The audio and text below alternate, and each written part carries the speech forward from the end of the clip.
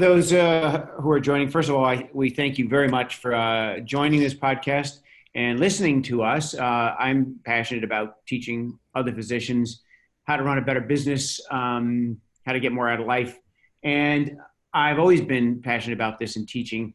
I'm really excited. Well, our next podcast is on August 15th, the same time, 4 p.m. I want to thank Equa Marketing, who basically hosts this podcast for free. I have a book that will be out in a couple of months. It's Beyond the Operating Room Table, Master Business, so you can work less, earn more, and exit wealthy while maintaining a life balance, which is basically what a lot of us have a tough time doing. My guest today, I'm really, really excited about, is Alex Thiersh. And Alex is the founder and the chief executive officer of the American Medical Spa Association. He also happens to be an attorney that specializes in this area and healthcare. The American Spa Medical Association, 2,100 members from across the country. He's educated over 400 med spa owners on how to run a profitable med spa. Hosted their second annual in 2019. I believe the next one is in January of 2020, which will be the annual convention for the Medical Spa Show. And that is in Las Vegas. I think last year was over 900 attendees. So I talk about this topic as being the wild, wild west, because every state is different in its regulation. And one of the things I find astounding is that so many of our colleagues just don't know the rules. And I've heard I know a lot of stories, and we'll be talking about some of them, where they've really gotten themselves in big, big trouble or hot water by not knowing the rules. So when I met Alex a couple months ago at the Vegas Cosmetic Surgery Center meeting and figured out who he was, I thought, what a great person to bring on, because my last podcast, how to add nurse or extenders, physician extenders, and it's a hot topic amongst my colleagues. There's always turnover issues, there's regulatory issues. So thank you so much for joining us, Alex. I really appreciate you taking the time out of your crazy schedule to be with us. No, thank you for having me. I appreciate it, and I look forward to it. You're right; it's a very interesting and very hot topic right now that we're dealing with. So, no, it's great that you're having me on. I appreciate it. How did you get interested in this area of healthcare? Gotcha. Yeah, no, it's a good question. I get that all the time, because it's not, you don't see many lawyers who are running around running medical aesthetic associations, but I got in it because I actually represented a few folks who were operating in med spas back about 10 years ago, actually. And I learned about the industry, and I saw right away that, number one, it was a crazy successful industry that was growing like mad. But then more importantly, I saw that there was so much confusion along the lines of what you were just talking about, as far as who can do what, how you get extenders to work for you, what the basic rules and processes have to be before you see a patient and treat a patient. And it was interesting to me because there was just nobody out there providing this information, and everybody from nurses, nurse practitioners, med spa owners was having trouble. And so I just kind of happened upon the industry, and at that point decided to hang up a shingle and start providing resources to people. And next thing you know, I'm getting members, and I've got people all over the country, and the rest is history. There's a tremendous opportunity, and like I said, quite frankly, I haven't come across anyone in the industry that has your knowledge. I'm going to get to some of those other things, but how do you see, you've been in this industry now, how do you see the industry, have you seen it change in the last 5 to 10 years? Well, really, it's the industry now is very different than what it was even 5 years ago. It's much more mature, and I agree.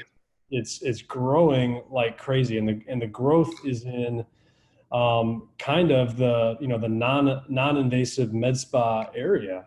And I think there's, you look back at even, if you go back 10 years, like the landscape is completely different as far as how people market their practices, how they get patients, just what the whole landscape is. And it's almost like a totally different industry. And the one thing that I've found, because I started off really more representing plastic surgeons than med spas, but as I got into doing the med spas, which are primarily owned by non-core physicians, not always, but that tends to be what happens. I've really learned that if you're going to have a med spa, it is a very, very distinct and different business model than if you're going to run a surgery office, or if you're like say a cosmetic derm. You really have to treat it differently. You have to treat it much more like you're selling retail. You have to get people in the doors. You have to keep them. You have to market. You have to sell. And that's tough because you still have to make sure that you're compliant and following the rules and doing what's right for the patient. So there's kind of a dichotomy where you're trying to market but at the same time, obviously it becomes a huge issue when you've got bigger brands that are pushing all sorts of things, and you've got things like Groupon, and you've got specials. So it's still the wild, wild west, but I also think it's getting better. People are starting to realize that the consumer really wants to go to like what the med spa represents, which is a less kind of intimidating, a little more relaxing area where they can get treatments. But if you're going to be in the med spa industry and you don't know business and how to run a business and watch your costs and market and profitability and ROI and tracking all these metrics, it's really going to be tough to succeed. I couldn't agree more. I think whether it was luck or brilliance, I'm not sure, but 15 years, 2003, I separated the surgical practice from the aesthetic practice, and it's a whole different business model. And I agree with you that with competition, margins get tighter, and if people are not really deliberately running a good business, it'll eat them alive. I mean, I've seen many of them, as you have, go belly up. Where do you think the industry is going? I mean, how do you see it, maturing over the next 5 years?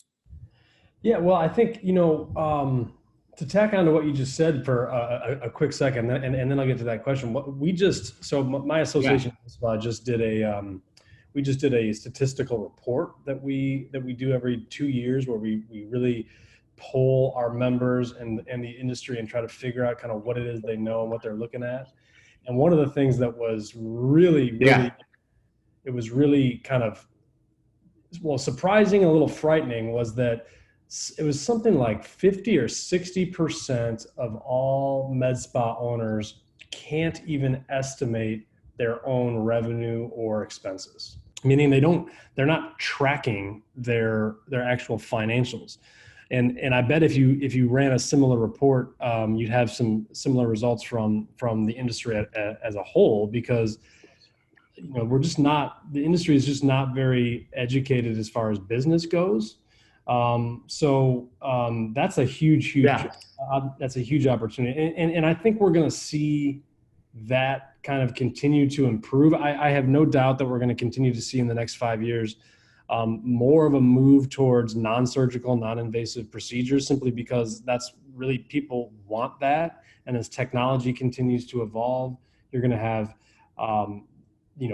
less downtime, less pain, hopefully. Let me tell you, my experience. I have mentored, guided, whatever you want to call it, dozens and dozens of plastic surgeons, informally, formally. And I would dare say that most of them, 80% of them, are in that category. When I ask them what their profitability is, most of them have not taken into consideration fair market value of their time. So their profitability, at least what they believe, is erroneous.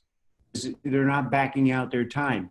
And then when I take it that a step further, when I have the conversation with them about that, it's like I'm talking. They don't understand that. So it's basically it's a lifestyle. They're using this as a lifestyle business, and they're not running it as a business. Does that make sense? Oh yeah, no, that's like you said, that's kind of the typical aesthetic provider does it that way. And and it's so much more. I mean, you're just talking about, profit and loss statements, right? Like how much you're making versus how much you're spending. The fact that people aren't looking at that Right. is crazy enough as it is, but to really be successful, you've got to measure and track everything. I mean, the things that when I talk to the real successful providers and med spas, the level of detail and granularity with which they get on the way they run their businesses. I mean, they know profitability of providers who do certain treatments. They know, dollars per hour that they're making off of every room and every treatment. They know so many things, every marketing initiative that they do. And one thing that we found also in this study is that people don't track, they're not tracking their leads, they're not tracking referrals, and all that stuff is just like, if you talk to someone who's been in business, they just shake their head and say, that's day one stuff. It is, and I think that like I said, I think that my colleagues, facial plastic surgeons, core specialists, plastic surgeons, as well or worse, because they are also distracted by their surgical practice, which is really their love and their passion. Yeah. So where do you see the industry going in the next 5 to 10 years? What are your predictions? Well, I mean, so a couple things. One, I think the med spa industry, which is, out there right now and it is growing like incredibly fast, I think we're going to continue to dominate the non-invasive market because people want those types of procedures, and they tend to get a little nervous when they think about surgery. But I have no doubt that surgery also is going to continue strong. I think what we're going to see though, and what it's flat though. I mean, surgery's flat. Okay. Well, and that's probably in many respects because of the non-invasive market, which is by far the fastest growing market in aesthetics, right? I think what we're going to see is, at least what I hope we'll see is we're going to see more of a focus though on getting to a baseline level of compliance and expertise amongst the non-core doctors. And the reason that is because I always tell my audience, the only thing that's going to stop the med spas from continuing to crush it nationwide is ourselves. If we still have people who are doing stupid things, who aren't qualified, who are hurting people and getting on the news. And so those kinds of things are going to really start to take center stage. And the sooner that we can all, and by that I mean med spas, derms, plastics, all of us get on kind of the same page from a compliance angle and say, all right, this is what needs to happen for someone to be able to do an injection. Does it, how much training, what are the bottom line standards they need to know? Let's get there. We can get rid of some of these people who are doing things and making it bad for everybody else. Right. No, I don't disagree. So tell me about the mix of the membership of your organization. Has that changed the mix? So it's primarily med spa owners, who are primarily non-core physicians and entrepreneurs. But I would say one of the fastest growing segments of our membership are plastic surgeons, because they're really they're kind of coming on strong as far as taking the business aspect of their practice and trying to, at least I see a lot of the younger plastic surgeons coming up seem to be a lot more focused on it right out of the gate. And I think there's, kudos to some of the universities maybe who are putting some sort of an emphasis on it. We have, most of our members are just med spa owners, but we also have a lot of nurse practitioners, RNs who are in it, who are just learning the business. And then we have certainly some lawyers and industry groups, but we're hoping to get more of the core docs as well, so they can see what we do and understand that we're out here trying to make everything safe. Yeah, I think as there becomes more pressure to do better, raise the bar, you will see that. And you mentioned something about the younger doctors coming out. It's easy for someone who's got a busy surgical practice like myself to become a little complacent, right? The younger folks realize how important it is to get those, build those relationships early on. Well, how do you think, or do you, go ahead. No, I was just going to say, I think I would love to see, I'm glad that you're out here doing what you're doing too, because it's like, especially in aesthetics and plastic surgeons more than anyone else, because you're, dealing almost exclusively in a cash-based business. Like that baseline business knowledge is not taught. And so I oftentimes don't even blame, some of these surgeons who are out there, because they're doctors, they're trained to be in medicine, and they don't have, there's never, until they're already out in their practice, do they start learning how to run a business. I would love to see some more focus on that, at some of the younger levels, so that we can start teaching these folks, because I think a lot of damage could be prevented if some of the basics were taught a lot earlier. Yeah. So, and I have a professional opinion on this too, and we don't just need to pick on us doctors. You lawyers and accountants are the same, right? You go through all of this education.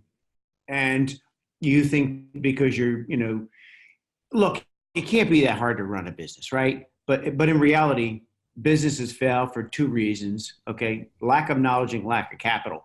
And just because we're smart, whether an attorney, a physician, doesn't mean we know how to run a business. And that's one of the things that I run these mastermind sessions that go about a year with physicians to help them run a better business. And most of it's just common sense stuff, quite frankly. But I've always been a student of business, so to me it seems common sense.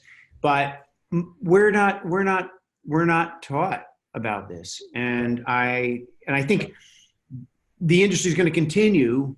I want to hear your opinion, but I want to, how do you think the Affordable Care Act has affected the aesthetic industry?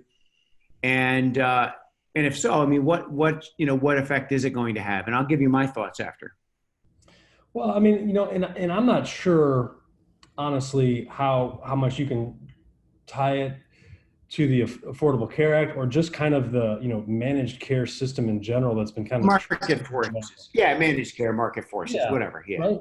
Yeah, for the past 10, 15 years, we see and hear stories constantly from physicians who, they got into medicine because they wanted to practice, but they also wanted to make money and they wanted to be successful. And it just, the fact of the matter is that in many of disciplines in medicine, it's tough to build your own brand. It's tough to be an entrepreneur. You almost can't. You have to join one of the larger organizations. Yeah. And so, I think it's having a huge impact. It's one of maybe the 4 or 5 major factors on the growth of med spas, because it's one of the areas where, as a physician, you can kind of switch over and open a med spa, provided, and again, this is where we come in, provided you're properly trained and you've got everything and you're following the rules. But if you can do that, you can open up your own business and have your own brand and do your own marketing, which is increasingly difficult in medicine. So just from a quality of life issue, I think the one thing I caution people about is the grass always looks greener on the other side, but you're absolutely right. It's so difficult to run a successful medical practice, period. And it's almost even more difficult to run a medical spa because of competition and margins and all the different, exactly worry about. But I think it's had a huge impact. I don't think it can be understated. Yeah, and I agree with you. It evidenced by the fact that you see now, IV therapy clinics popping up. You see these clinics that basically cater to chronic Lyme disease and just happen to be, at a network, or chronic fatigue and just happen to be at a network. And you see, and I got to side with docs because I'm one, and there's a little bit of a brotherhood, and, docs bust their ass for so long and get to a point where they're in the system. And I have colleagues of mine who call me up and say, I'm 60 years old. I got to figure something to get out, between the frustration and the compliance. And so you're seeing people, exit traditional functional practice. We had a family friend, a 38-year-old family physician. Her husband's an ophthalmologist, and she just quit. And she goes, I don't know what I'm going to do, but I'm going to figure, something out. But talk about vesting. I mean, she's so vested in medicine, and there, are opportunities. And so I think you're going to continue to, and I do, whether it's Affordable Care Act, managed care, I think that it's going to continue to grow. We know that the non-surgical treatments are popular. They're growing around the country anywhere between 12 and 15%. Mm-hmm. Surgery is at about 2 to 3%. Mm-hmm. And I kind of feel bad. I mean, I get emails on a regular basis from colleagues of mine where they're board certified facial plastic surgeons, and only about 10% of their activity is surgery. And, I'm fortunate. I've been doing it a while, so I have a more mature practice. But it's putting a real pressure and demand on them as well. What are the biggest challenges, threats do you see to the industry in general? You mentioned one of them, people not getting themselves in trouble. But what are the biggest challenges, threats that you see to the industry maybe in the next 5 years? Well, I think that is the biggest, and it will remain so. And you really, only have to, just Google, type Botox arrest or, unauthorized Botox or surgery. I mean, when those things come out, and they come out with increasing frequency, it just absolutely kills. Oh yeah. Because and I always kind of make this joke there. Whenever somebody goes into a med spa or a surgeon's office and gets a successful lip filler, there's not a press conference outside that says, "Oh, look at how great it is." It's only when it goes bad, and it just takes one bad outcome that gets publicized in the wrong way to have everything go south. And it almost happened in Texas very recently, where there was a rash of arrests, and the legislature came down and was getting ready to pass a very restrictive bill that I think would have been really tough on the industry. But I mean, that's the main thing. I think the other thing, and for all the people out there who are looking to get into med spas, if you do it right, it can be a very lucrative and a great place to have a business, because truly the market is not served yet. There are really far more people coming into the market than there are providers to provide them with service. So when it comes to RNs and nurse practitioners, these places are having a lot of trouble finding qualified people to help with doing the actual work. Correct. I agree. So that's got to change too. We've got to get, I think it's almost like the infrastructure of the industry has to develop and mature a little bit. The training and the rules have to be, finalized, and then we can start to build it from the ground up. Because until we do, I think it's going to be great, and there's so much demand for these treatments, and it's only going to increase. But there's also going to be some carnage when people fail. Yeah. So I agree. I mean, the industry is continuing to grow. I have a 28-year-old daughter who is very functional. She happens to be an ophthalmology resident. And about 2 or 3 years ago, she said to me, "Dad, I just need some Botox with this, look at my forehead." And I never thought we would hear this, first of all, from my daughter, but, the 25-year-old. So the market is not going to go away. And I agree with you on the challenges. About 10 years ago, actually it was more than 10 years ago, it was about 2005, there was a med spa in Florida where they had the deaths. Do you remember that? Yes, I do. And what Allergan, and the feds, I mean, this was a big deal. And what happened is people came in and all of a sudden, we started to see, I mean, it was like someone turned off the spigot and people were afraid of Botox. But what happened is someone had unauthorized Botox they had gotten from out of the country. I don't know if the person was a real licensed physician even, but they were injecting. And on the bottle, it said not for human use because it was a neuromodulator of sort. What the feds did was brilliant to catch. Did you know what they did to catch the people who were doing that around the country? Actually, no, not off the top of my head.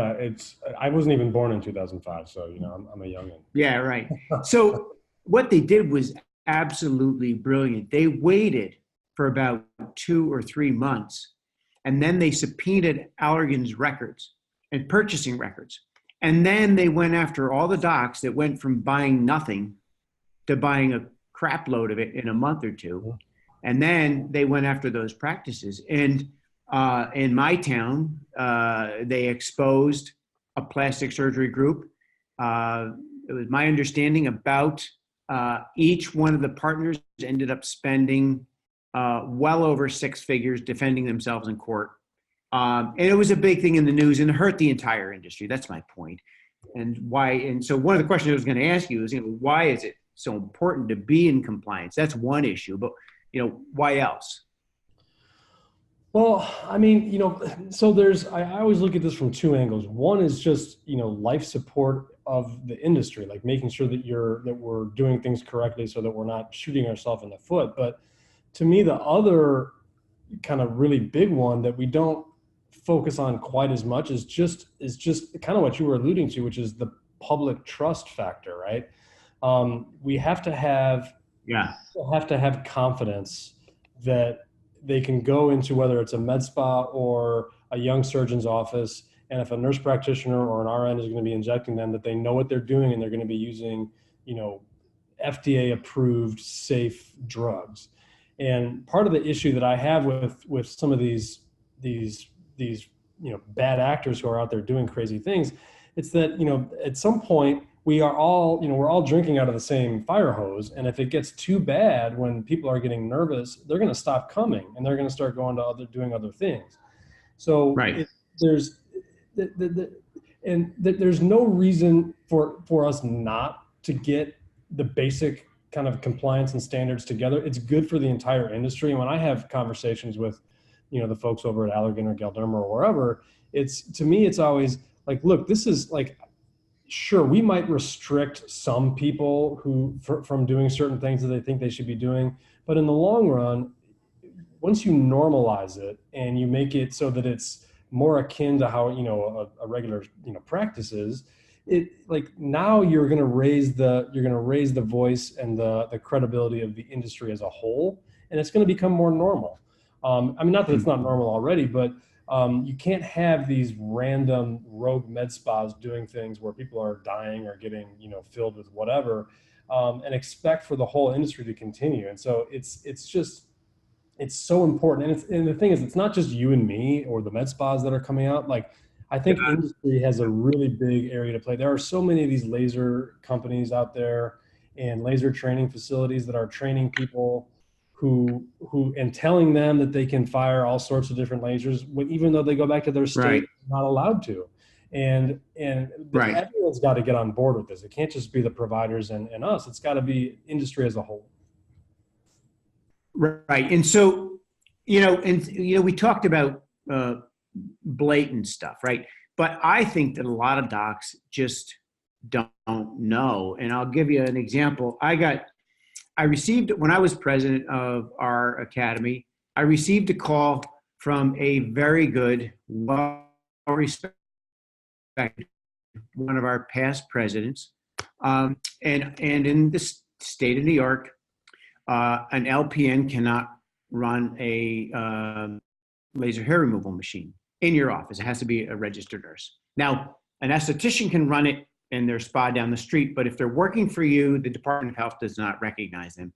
And so my colleague called me and said, Ed, we have got to do something. He goes, I have this woman who's an LPN. She's worked for me. She knows more than she's been doing it for 10 years, laser hair removal. And I've been told it's not legal. And I said, yeah, that's correct. He goes, well, what do we, what can we do about this? I said, it sounds like you need to have a conversation with her, because we went through that a year or two ago. Here's my point, though. What was happening is he had a disgruntled patient who happened to be a reporter who happened to decide to write a big story about this.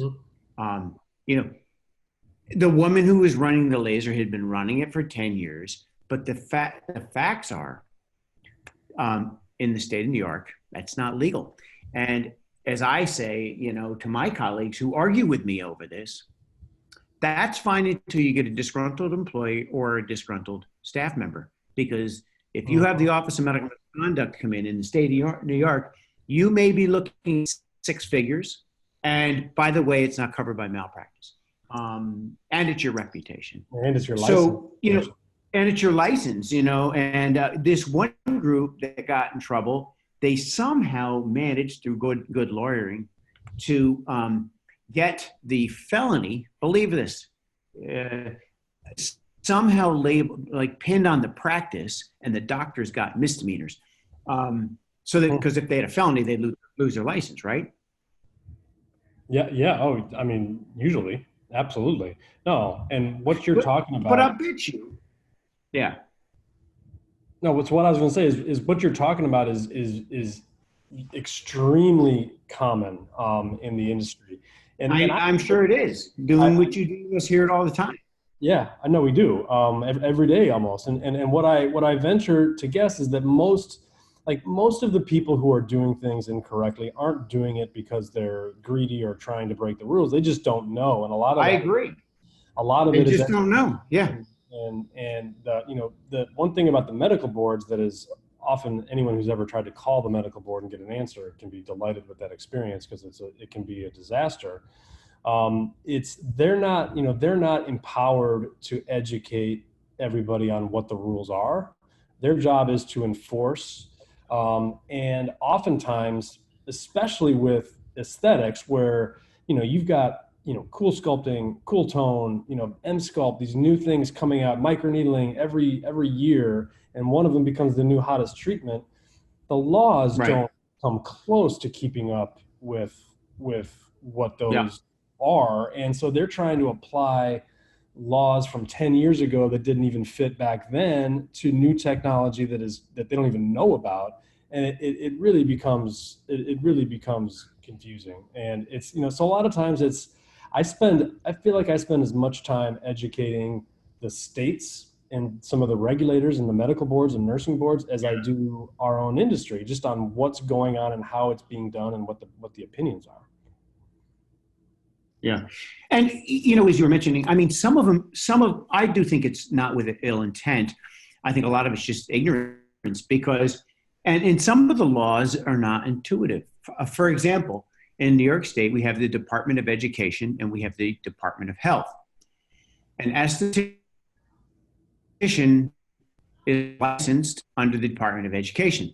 They can run laser hair removal in their facility. If an esthetician works for a physician, as I mentioned before, that's illegal. That's practicing medicine without a license, basically.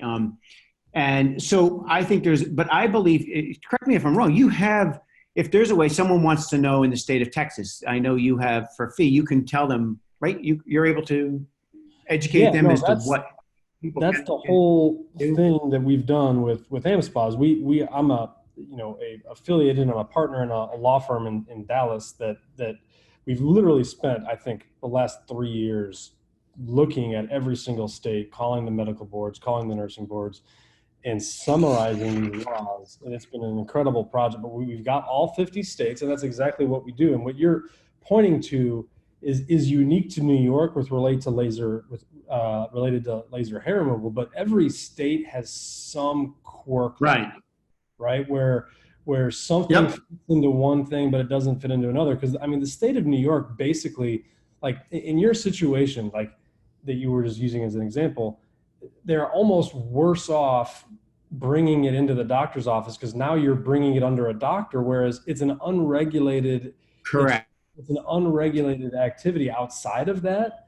And so like anybody Yep. can do it. It's just, you can't do it under a doctor. And there's a few other examples like that in other states as well, which is just kind of mind boggling when you think about it. Yeah. So I want to ask you, about a hot topic. You and I briefly discussed it in Las Vegas. And I argue with my colleagues because they say, well, aesthetic medicine is not the same as insurance medicine. And the reality is, if you read what's considered misconduct in the state of New York, it does not differentiate. And that's fee splitting. And I have so many of my colleagues, and quite frankly, we don't do any of that for reasons because I think we run a better business, a better team by rewarding our team together and paying people very well and growing our culture and selecting who we bring on board. And we have very little turnover. And, we're in the top metrics of Allergan as far as profitability and whatever. So I know what we're doing is right. But aside from that, I have so many of my colleagues argue with me that, they have everything on, with their nurse injectors, nurse practitioners, what have you. And I brought this up on the last podcast and I got some, hate comments, but talk to us about fee splitting and, what's legal, what's not, so that at least, we're hearing it from a healthcare attorney who's in the industry and not just Ed Williams, who, thinks he knows what he's talking about. Right. Well, it's definitely a hot button issue. And it's one of the first things I started talking about when I started kind of doing the speaker circuit was fee splitting. Yes. I remember when I first started talking about it, and this was probably almost 10 years ago. People would look at me like I had three heads when I would tell them that, fee splitting, generally speaking, and again, every state is different. So states treat it differently, both on how the law is written and also how they enforce it. But fee splitting is a component of the anti-kickback laws, and most states Right. don't allow fee splitting. They don't allow a physician to split medical revenue with a non-physician, whether it's an RN, an NP, Right. or anything like that. And so what's happened though, And it's not, by the way, Alex, I don't want to interrupt you, but it's not just the states. It's not just the states. For example, the American College of Surgeons. right? So if you happen to be a member of the American College of Surgeons, it says the exact same thing in there. So that part of it goes across state lines, depending on your organization. Yes, 100%. And even though the states that kind of allow it implicitly with their laws and regulations typically have very strong anti-kickback rules, which essentially prevent a doctor or anybody from any healthcare owner from paying somebody for, patients to get revenue in the door. And that's kind of the issue that it comes down to is, medicine, even in aesthetics and cash-based pay, it's like it's meant to be for the betterment of the patient. The medicine, you treat the patient. You don't work for the corporation.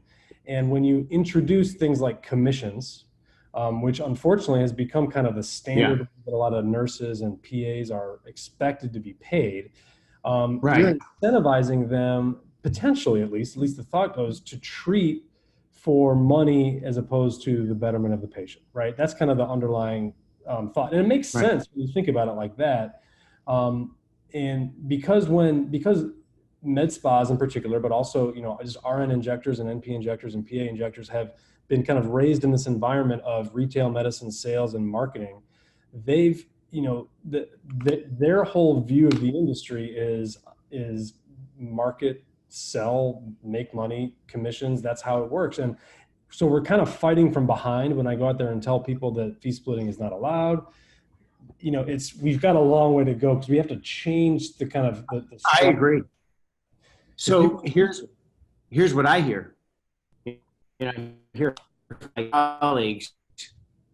I hear what you're saying, Ed, but that would never fly in my town because our nurse practitioners and PA, they all expect that. That's what they. So what do you expect me to tell them? And what I tell them is, here's your answer. Okay, it's illegal, and I'm not willing to go. have my license jeopardized. And by the way, what I've been doing is wrong, and neither of us need to lose our license over this. So let's revisit this. Obviously, I want to take, I want to be very fair all the way around. But if a fee split is not legal in this state, and so you agree, disagree? Because I mean, you can't. It's all good and well until you have the disgruntled employee who decides to call the Office of Medical Misconduct Union. Yep. Well, I mean, here's what I always tell people is there's not there aren't a group of FBI agents or DEA agents running around with fee splitting jackets on, kicking in doors, checking your compensation. No, you know why they're not? Well, it's just they don't have the You know why resources. they're not? Because I've asked the people. Yeah, exactly. I've asked the people at the Office of Medical Misconduct, why isn't this done more? And you know what they say? We're worried about the podiatrist selling narcotics. Yeah. We look at you guys like, yeah, they just don't have the resources. There's not the, and so like what we always tell people is that you're not, the chances of you just getting busted for doing something that is, quote unquote illegal under the regulations relative to fee splitting or whatever it is in aesthetics is very low. It's almost non-existent, really. But because the competition is increasing, it's almost always going to be ex-employees, competitors, disgruntled patients, or just someone along the line that you've pissed off by virtue of your business tactics or your outlook or whatever. And once they report you, and this is what's kind of interesting because the boards aren't going to investigate you for nothing, but once you get reported, even if it's anonymous, they have an obligation. Right, they have to. So, and once they have to, I've had, once they start looking, they're going to find something because nobody's 100% compliant. I mean, everyone's got a million things they got to worry about, and most of the things they don't care about. But like, I've had that exact same conversation so many times with people. It says, I can't do that. There's nobody, it would never work. It's like, and sometimes they bring me in or one of our attorneys to actually talk to the team and say, look, here's the law. I'm reading it to you. That's a great idea. Because they don't often, sometimes they won't even believe you. A couple topics I want to hit before we finish up here. We've got about another 10 minutes to wrap things up.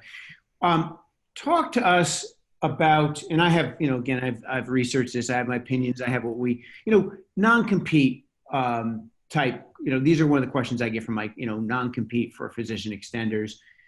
Good idea, bad idea, depending on state. Do they hold? I mean, it definitely depends on your state. I mean, like California, for instance, is it's essentially void on its face. But it's interesting. I still see people do it in California. I don't really like non-competes. I used to be a litigator back in the day, and I've been involved in lawsuits with non-competes. Yeah, and they can be really, really nasty and draining. It's not that they don't have their place though. I think, at the same time, what I say to people is like, it really depends. You have to be, if you're going to do it, it should be in a situation where it's really warranted, where if you have a really talented injector or someone who's like a NP or PA who you're bringing on, you're training, and you expect them to not go across the street and steal your patients, right? I mean, but you have to be very, very specific and targeted with how you draft it. What I don't like, and I just saw this recently, was, the non-compete was anywhere in the country or Canada for 10 years. And it was just so overbroad and ridiculous. And they ended up just threatening this person. Right. And I don't like that. I think, there's more than enough business to go around. And I think, it sounds like if you treat, this is your philosophy, if you treat your employees well, and you pay them fairly, and you make them part of the team, and you're doing your job, they're honestly not going to leave. And if they do, people are going to stay. And there are other patients are. And then in my experience, I mean, I've never had anyone challenge it. I've never had anyone challenge it, and again, my goal is to keep them. What I've been told, and I'll just tell you, briefly, I've been told, they got to be fair. This is by a healthcare term. They've got to be fair in duration and distance. So, 20 miles in 2 years is a reasonable thing. Yep. And then putting it they can't steal patients, can't steal staff. The patients, records belong to the practice, blah, blah, blah. And that the person who does acknowledges that, putting in a damage clause, that they're acknowledging that this will cause damage and so that they have an option. They want to write a check for 50 grand, they can do that and leave. And judges are much more likely, again, state dependent, to look favorably on you're giving them an out, something like that. But, most, I hear a lot when I yeah. I hear a lot when I speak about people say, non-competes, they're not worth it, they're not enforceable. I mean, they most definitely are enforceable if you draft it correctly. If you want to prevent somebody from doing something or working at a spa down the street or med spa or a surgical practice, you can do it. And you can cause people's lives a lot of disruption by enforcing it. It's just going to cost money. Sure. Right. And, those of us in, high-level professional fields, I mean, I'm not afraid of malpractice anymore. I've gotten thicker skin because, but if you're, a registered nurse or nurse practitioner, you've been working for someone for, in your mid 40s, you got a family and, someone's coming after you for 50 grand in a lawsuit, that rattles your cage pretty good. Oh yeah. No, it does. It absolutely does. So one quick question I want to ask you before we wrap up here. And I really appreciate you getting on and sharing some of this. We touched briefly on corporate practice in medicine. And a lot of my colleagues, actually did a survey about 10 years ago. Most of my colleagues have no idea what that concept even means. Yep. But do you think the chain models, the MSO models, roll up things are going to change the industry? Or do you think that, because I've seen a number of them try and they have a few spas and they go belly up, or they focus on laser hair removal. I'm curious where you think that's all going. No, honestly, this is one of those things where I can honestly say I don't know. That's how I feel. I think I sided with you though, because I feel like unlike other areas in the economy with, dealing with traditional market forces, in medicine and in aesthetics particularly, there are certain headwinds that are really, really preventing these bigger chains from getting forward. And yes, the state regulations, corporate practice of medicine matter, and that makes it difficult to provide consistency. But the main thing that I see, I'm sure you probably know this better than I do, is that when people are dealing with aesthetics needles and lasers on their faces, it really demands a level of trust and faith in the provider that you're going to. And in order for a larger chain or brand to work, people become loyal to the brand as opposed to the person. And that's not how it works in aesthetics. Yeah. People want to go to the same person. They trust them. They know that they do it the way that they like it. And so to think that if I'm going to go to Vegas, I'm going to pop into a chain because I need a quick Botox fix. That's not viable to me. You're really talking about more commodity, the commodity side of medicine, Groupon and the margins get tighter and that's why you see so many of them, struggle. Anyway, again, we're 51 minutes after the hour and, I want to respect everyone's time.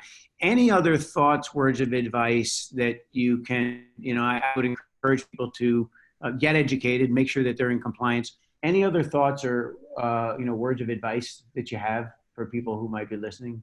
No, I think you hit it on the head. It's just, it's so important and it impacts everybody. So it's not just, if you're a surgeon, you don't have a med spa, or if you're a surgeon or a derm and you look down on non-core providers. This is all going to affect you because it impacts the industry.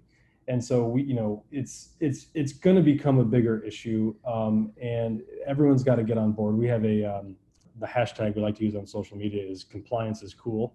So we're trying to make it, from uncool to cool. So, but no, we would love to have, our goal is to make the industry safe and compliant. And so we need kind of all the help we can get from all the different industry segments. So, and I appreciate you having me on board and kind of talk about this too. No, I really appreciate it. And I think that those of us in core medicine, the core providers, are kidding ourselves, okay? Putting our head in the sand if we think the non-core are going to go away. And quite frankly, I know a lot of non-core who are doing an amazing job and are going to kick our butts. Yeah. If, we don't try to be a better business person, try to run a better, business versus being an arrogant, core provider. So you got to know what you don't know. Keep in touch with me, Alex. What's that? I said you got to know what you don't know. That's the big thing. I was Exactly. talking to. You got to know what you're not good at. And one of the things I've seen about non-core doctors is when they come in and open their own med spa or in practice, like they take the time because it's the only thing they can do now. Right? They focus on it. Job, yes. They've got nothing else. And so they've got to do it. And so they learn. And compared to a surgeon or a derm who's doing other things it's not a sideline. Yep.